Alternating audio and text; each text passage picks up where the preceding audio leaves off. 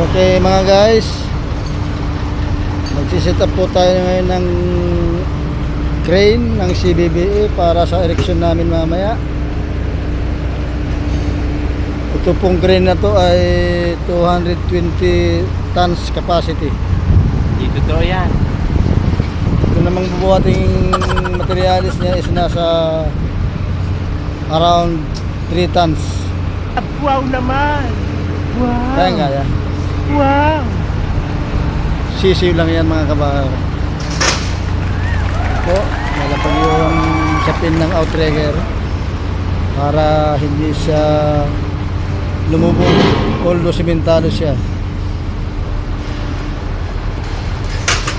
CBBE po yung crane na ito.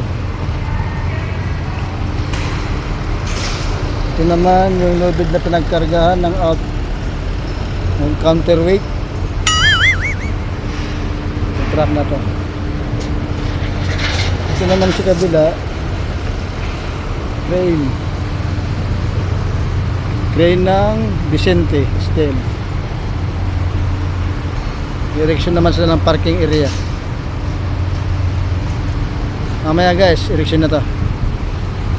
Doon sa taas na yun, sa third floor, tulay. Okay guys, ingat kami.